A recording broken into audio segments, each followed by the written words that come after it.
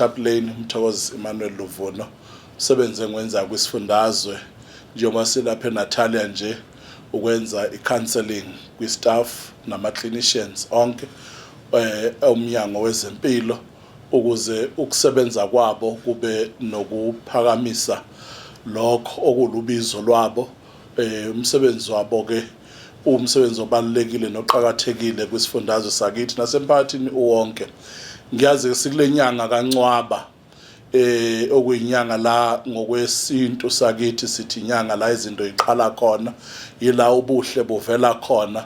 uNkulunkulu ke usiphile ukuba sithi kule nyanga yabesifazane okunguNcwaba uAugust siphakamisa ukuba simtuse uNkulunkulu ngawo wonke abesifazane ababamba iqhaza bebambe umbono kaFlorence Nightingale owaba isishabasheki sokwenza ukuthi ezempilo ezinikwe ukuhlonishwa emhlabeni wonke jikelele.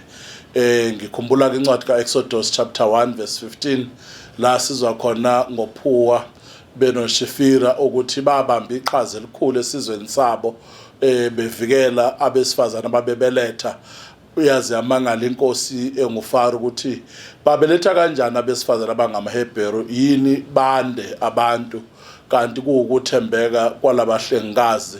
Ngakho ke nathi sikumnyango siyazwakalisa ukuba sikuqhakambisa ukuthi lo mnyango ngeke waphila bengekho abesifazane ukuyibona babahlengikazi abahlengi kuphela imizimba esuke ifike inobuthakathaka kodwa kuphela bahlenga ngisho imicabango nengqondo efike ilethwe laba bantu abasobelethe loyo isithandwa sabo ogulayo ngoba uma bephuma baphuma sebenethemba ukuthi hayi sibamshiye ezandleni zomuntu ongumhlengikazi.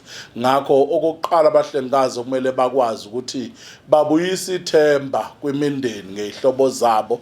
Abahlengikazi abagcina ngokubuyisa ithemba kuba kumalunga emiphakathi kodwa futhi balikhambi balapha hayi kuphela lo suke egula kodwa ukulapheka komuntu spiritually kuyinto enkulu kakhulu ukuthi umuntu azi ukuthi uphephile uzosinda lo muntu engimlethile emnyangweni wezempilo. Ngakho ke siyafisa ukuthi nikwazi ukuthi siyakunaka siyakubona siyakuthanda enikwenzayo. Sikhumbula ke amaningi amaqhawe alibambile iqhaza njengomama Maxeke babamba iqhaza elikhulu emnyangweni wezempilo, omama uSisulu babamba iqhaza emnyangweni wezempilo nabaningi esingeke sababalula kodwa esibaziye emphakathini yethu esingeke salilibala iqhaza labo ukuthi noma besebalala kobandayo kodwa abakwenzela isizwe akusoze kwashabalala. Nalabo abasekhona siyakukhuthaza sikhuthaze futhi sibonge nakomama bakhona emphakathini yethu abasaqikelela ukuthi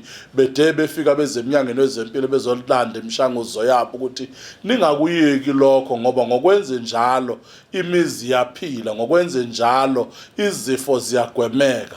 Abaningi abafika emnyangweni wezempilo abantu besifazane okukhomba ukuthi bayithatha serious lento yokuthi bayinake bayigade impilo. Sikukhuthaza futhi nakuba besilisa ukuthi njengoba besisuka enyangeni yabo ukuthi nabo abakhuthale bezemnyangweni wezempilo ngoba asekhona namagumbi anakekela abesilisa ngabodwana. Buka nje athi sise ophuzani la kunegumbi labesilisa ngakujabulela isibalo sokuthi ngeviki bayakwazi ukunakela about 100 men abafika bezocela usizo khona. Kanjalo siyakukhuthaza endaweni zonke ukuthi amadoda nawo akhuthale ezemnyangweni wezempilo nanjengoba nabesifazane bezemnyangweni wezempilo akuthathelwani medication kodwa lona lo muntu uyithathela yena ngokwesidingo esiqondene nesimo sempilo yakhe. Siyakubonga siyakuthuseni kwenza besimame ukuba ninakekele imphefumulo ninakekele isesezibelethweni izifike izikhule